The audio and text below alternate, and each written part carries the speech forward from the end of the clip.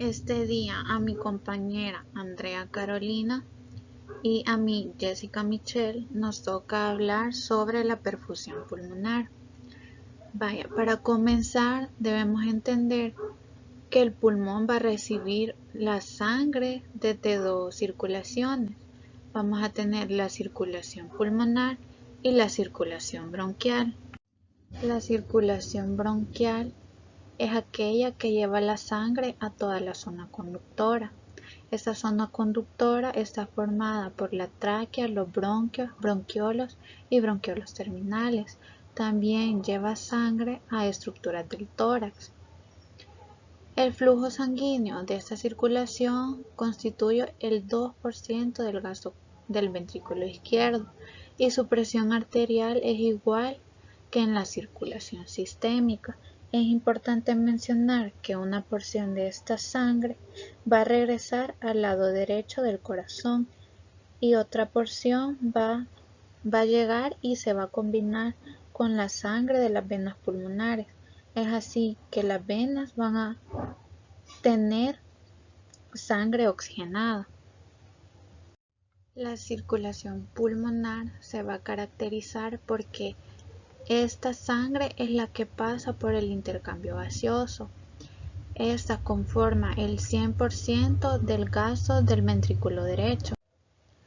Esta circulación posee vasos sanguíneos con características anatómicas específicas en comparación con los vasos sanguíneos sistémicos. Poseen paredes delgadas con diámetros mayores, son compresibles y distendibles y poseen presiones intravasculares bajas. Ahora vamos a hablar sobre la resistencia vascular pulmonar. Para comenzar debemos recordar y hacer una comparación con la resistencia vascular sistémica. Esta resistencia vascular sistémica se va a definir la fuerza en contra al flujo sanguíneo. Esta resistencia vascular pulmonar se va a caracterizar porque las presiones en sus vasos va a estar disminuida.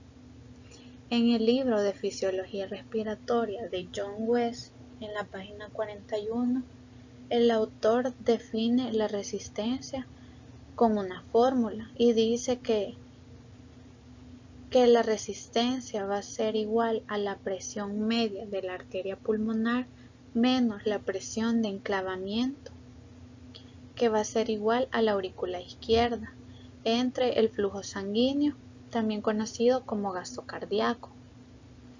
En la siguiente imagen vamos a tener una comparación entre la resistencia vascular pulmonar y la resistencia vascular sistémica. Para comenzar, vamos a ver que la presión del ventrículo izquierdo va a ser de 120 sobre 0. El 120 nos va a representar la presión de la sístole y el 0 en la diástole. Al llegar a la aorta, la sangre va a tener una presión de 100 milímetros de mercurio. Al llegar a los capilares sistémicos va a tener una presión de 30 milímetros de mercurio y al salir de 15, llegando a la aurícula derecha, esta presión va a ser de 2 milímetros de mercurio. En el ventrículo derecho vamos a tener una presión de 25 milímetros de mercurio en la sístole y de 0 en la diástole. Al llegar a la arteria pulmonar, esta presión media va a ser de 15 milímetros de mercurio. Llegando a los alvéolos, va a tener una presión de 12 y de 8 milímetros de mercurio. Aquí podemos observar que en la resistencia vascular pulmonar está disminuida que la resistencia vascular sistémica. La resistencia vascular sistémica necesita una mayor presión para mandar la sangre a todos los tejidos del cuerpo, pero los pulmones, por su cercanía al corazón, no necesita tanta presión para llevar sangre a los alvéolos.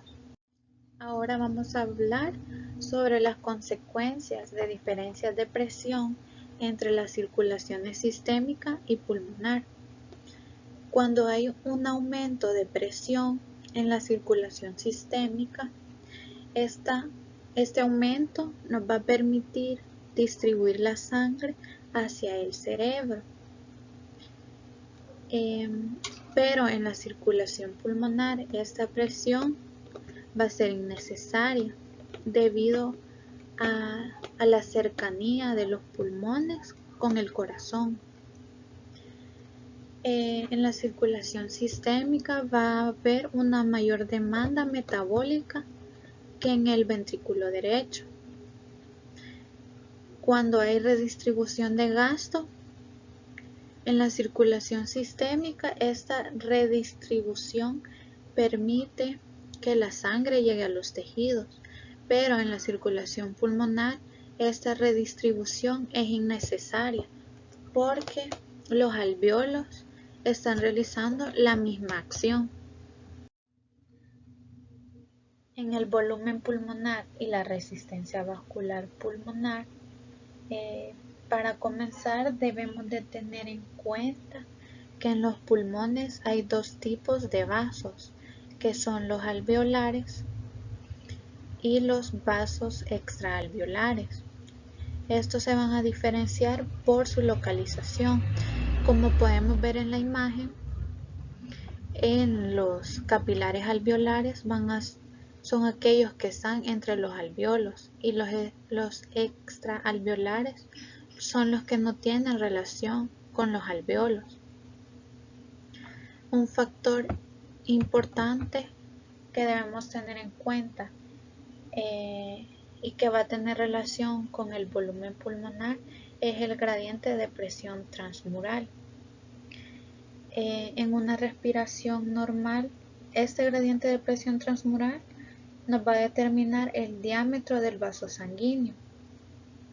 En una inspiración normal, este gradiente de presión transmural va a aumentar y nos va a aumentar el volumen pulmonar. Con este volumen pulmonar vamos a ver lo que causa en el capilar alveolar. Cuando aumenta el volumen pulmonar, el capilar alveolar va a disminuir su diámetro y se va a alargar, y la resistencia hacia el flujo sanguíneo va a aumentar. Cuando el volumen pulmonar disminuya, esta resistencia hacia la sangre va a disminuir. Cuando aumente el gradiente de presión transmural, el volumen pulmonar va a aumentar y en el vaso extraalveolar va a causar un aumento del diámetro y la resistencia contra la sangre va a disminuir. Cuando el volumen pulmonar disminuya, esta resistencia va a aumentar.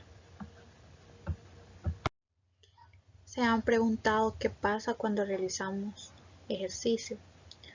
El primer fenómeno es que va a aumentar el gasto cardíaco. El gasto cardíaco normal es de 5 litros por minuto, pero cuando realizamos ejercicio puede aumentar de 15 a 20 litros por minuto. Pero aunque realicemos ejercicio, la resistencia vascular pulmonar va a disminuir. Van a haber dos mecanismos que van a estar encargados de esta disminución en la resistencia pulmonar. Uno de ellos es el reclutamiento y el otro es la distensión.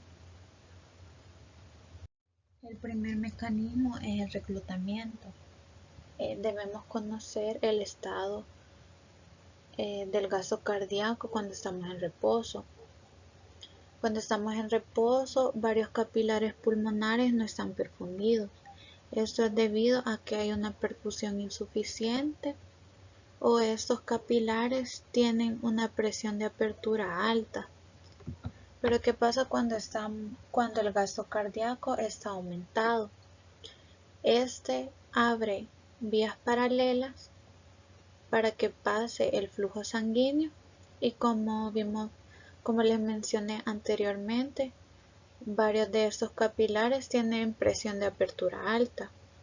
Lo que va a suceder cuando aumenta el gasto cardíaco es que va a exceder esa presión y va a reclutar nuevas vías o nuevos capilares que anteriormente no estaban perfundidos. Como vemos en la imagen, en esta vemos que hay capilares que están colapsados y que no pasa sangre entre ellos. Pero cuando aumenta el gasto cardíaco, se va a reclutar estos capilares o estas vías paralelas. A eso es lo que vamos a llamar reclutamiento. Pero puede suceder el fenómeno de desreclutamiento, que va a ser todo lo contrario. Se va a disminuir las vías o los capilares a perfundir. Esto va a suceder cuando el gasto cardíaco disminuya o cuando la presión de la arteria pulmonar disminuya. En el fenómeno de distensión va a haber un aumento de presión en la perfusión. Cuando aumenta la presión transmural, va a causar una distensión en los vasos sanguíneos. Este va a incrementar sus radios y va a disminuir la resistencia al flujo sanguíneo. En resumen, lo que va a hacer es permitir que mayor flujo sanguíneo pase por los capilares. Vamos a ver esta imagen cuando los capilares están perfundidos normalmente, y ahora vamos a ver un aumento de su diámetro o de su radio. Eso le vamos a llamar distensión. El control del músculo liso vascular pulmonar. Van a haber diferentes factores que nos controlen el músculo liso en los pulmones. Van a haber unos factores neurales y humorales que en conjunto se llaman alteraciones activas. Aquellos factores neurales en el sistema autónomo van a ser factores adrenérgico, muscarínico, urinérgico, taquicinina, la VIP, el factor CGRP, y todos estos factores van a tener su subtipo, lo que puede causar en el músculo vascular puede ser contracción o relajación.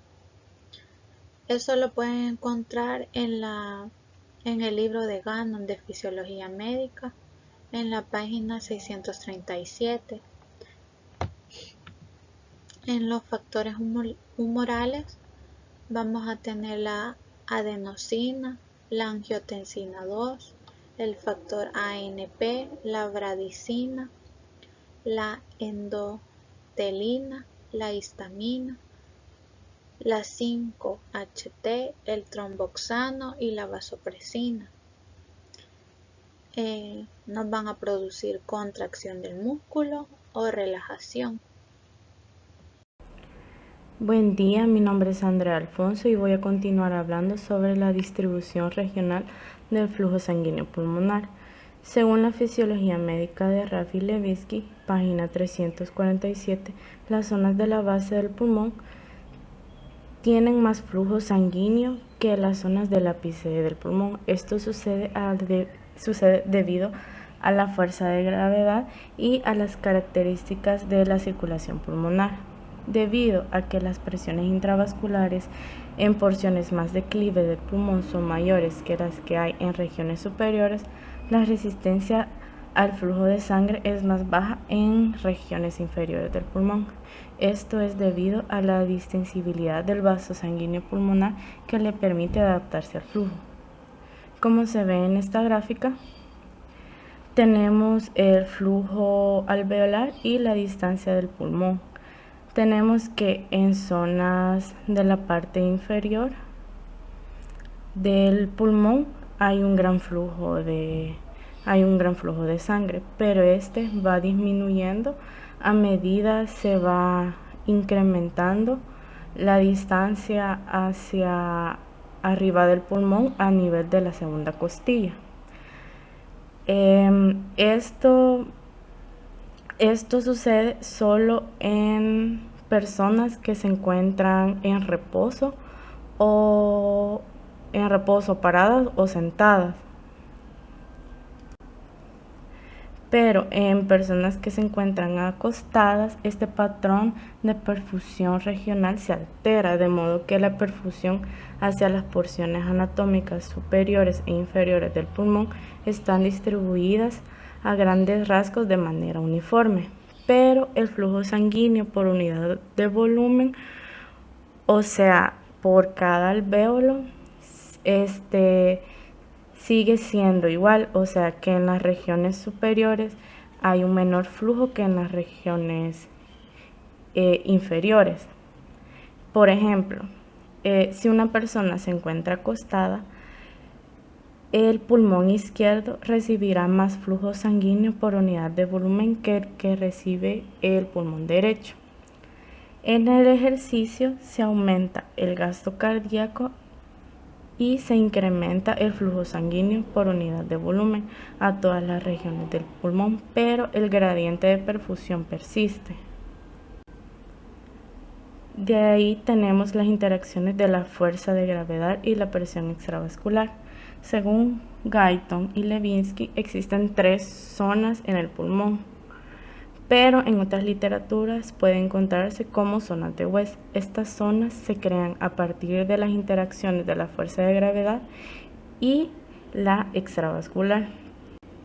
Entonces tenemos que hay 3 zonas, zona 1, zona 2 y zona 3, donde PA es presión arterial pulmonar, PV presión venosa y PA mayúscula, que es la presión alveolar. La presión alveolar sería la presión extravascular que interactuará con la gravedad. En la zona 1 se tiene que hay una ausencia de flujo durante todas las porciones del ciclo cardíaco.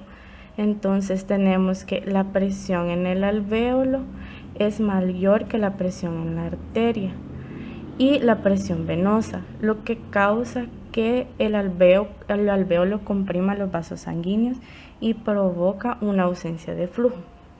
Es por eso que la zona 1 consta de alvéolos que están ventilados pero no perfundidos.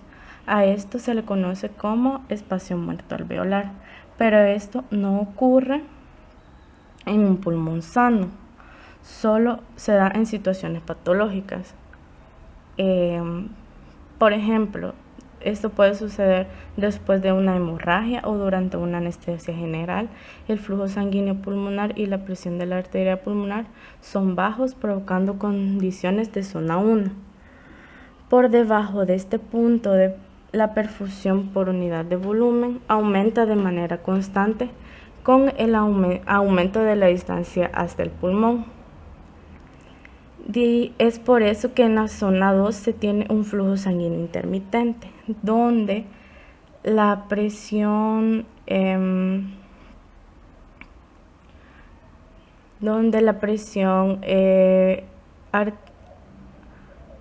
la arteria pulmonar es mayor que la alveolar. Esto de modo que ocurre un flujo sanguíneo, Sin embargo, puesto que la presión en el alvéolo es mayor que la presión de la vena pulmonar, hay flujo, pero esto no es constante o continuo y esto se puede dar durante el ejercicio. De ahí está la zona 3, donde hay flujo de sangre continuo. En esta región, la presión de la arteria pulmonar y la presión en la vena pulmonar son mayores que la presión alveolar. Aquí se ocurre un flujo de sangre normal. En un pulmón normal está compuesto por zona 2 y zona 3 y mayormente por zona 3.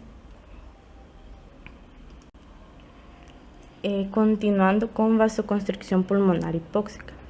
La presión de oxígeno baja o el colapso alveolar causa una vasoconstricción activa en la circulación pulmonar. El sitio de constricción del músculo liso vascular parece estar en los vasos precapilares muy cerca de los alvéolos. Para una respuesta a la hipoxia no se necesita la interacción del sistema nervioso central.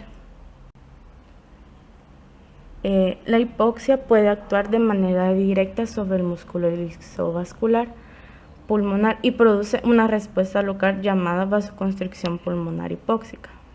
El mecanismo a ciencia cierta no se conoce, pero según la fisiología médica de Raffi Levitsky, en la página 348 menciona que en condiciones normales los canales de calcio están cerrados, pero en la hipoxia se inhibe el flujo de corriente de potasio hacia el exterior, lo que causa que el potencial de acción, que ya es negativo, se vuelva positivo, y esto hace que las células del músculo liso pulmonar se despolaricen, lo que permite que los canales de calcio activados por voltaje se activen y permitan la entrada de calcio a la célula. A su vez, esto hace que se contraigan los vasos sanguíneos. La respuesta de vasoconstricción pulmonar hipóxica es graduada. La constricción empieza a ocurrir a presiones de oxígeno alveolar aproximadamente de 100 milímetros de mercurio y aumenta hasta que la presión arterial de oxígeno disminuye alrededor de 20 a 30 milímetros de mercurio. Entonces, aquí tenemos un alvéolo normal, donde la sangre entra con una presión de oxígeno baja y sale con una presión de oxígeno alta. Si un área del pulmón se hace hipóxica debido a la obstrucción de una vía respiratoria o si ocurre atelectasia localizada, cualquier sangre venosa mixta va a seguir fluyendo hacia esta área y no va a pasar por un intercambio gaseoso, y si pasa va a ser por un intercambio gaseoso bastante disminuido. Esta se mezcla con la sangre de áreas bien ventiladas del pulmón conforme entra a la aurícula izquierda, y esto va a hacer que la presión arterial de oxígeno disminuya. Entonces, cuando se da la hipoxia en el músculo, el músculo liso arterial lo que hace una vasoconstricción. Esto hace que se desvíe el flujo de sangre venosa del pulmón. Se desvía sangre desde áreas poco ventiladas hasta áreas mayormente ventiladas. Ahora vamos con edema pulmonar. El edema pulmonar es la acumulación extravascular de líquido en el pulmón. Conforme el líquido del edema se acumula, se va a acumular primero en el intersticio y más tarde se va a infiltrar al alvéolo, lo que provoca una difusión de gases disminuida. Esto ocurre debido a que el endotelio capilar es mucho más permeable al agua y solutos que el epitelio alveolar. En consecuencia, el líquido del edema se acumula en el intersticio antes de que se acumule en los alvéolos. Para entender cómo se da un edema, tenemos que hablar acerca de la ecuación de Frank Starling. Esta describe el movimiento del líquido a través del endotelio capilar.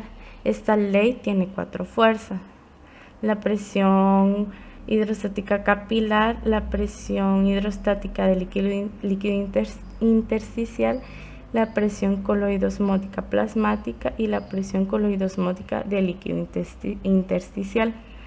Aquí tenemos que QF es el flujo neto de líquido y KF es el coeficiente de filtración capilar. Este describe las características de permeabilidad de la membrana a líquidos. De ahí tenemos la presión hidrostática capilar, que es alrededor de 25 milímetros de mercurio. Esto, en palabras simples, hace que la sangre fluya a través de los capilares. De ahí está la presión hidrostática del líquido intersticial, donde la presión es cerca de 0 milímetros de mercurio. Como se puede notar, hay una diferencia grande entre la presión, hay una gran diferencia entre estas dos presiones, lo que favorece la filtración de líquido a través de las paredes del capilar, o sea, de que el líquido salga. Si esta presión aumenta, va a hacer que el líquido salga de los capilares. Pero como es que la sangre no sale de los capilares, habiendo así una gran diferencia de presiones. Esto es debido a que existe una fuerza que provoca que la sangre no salga de los capilares. A esta fuerza se le conoce como la presión osmótica del plasma. Este surge a partir del hecho de que el plasma tiene una concentración de proteínas más alta que el líquido intersticial, y hay que recordar que el agua siempre tiende a moverse de regiones de concentraciones de soluto baja a concentraciones de soluto alta, esto para hacer un equilibrio osmótico. Dado que el plasma y el líquido intersticial son en esencia idénticos excepto en sus concentraciones de proteínas, la diferencia de presiones osmóticas neta a través de las paredes de los capilares dependerá sobre todo de las proteínas plasmáticas. Entonces, la presión que ejercen las proteínas plasmáticas se le conoce como presión oncótica o presión coloidosmótica. Esto, en términos simples, jala el agua hacia el capilar, impidiendo que salga de este.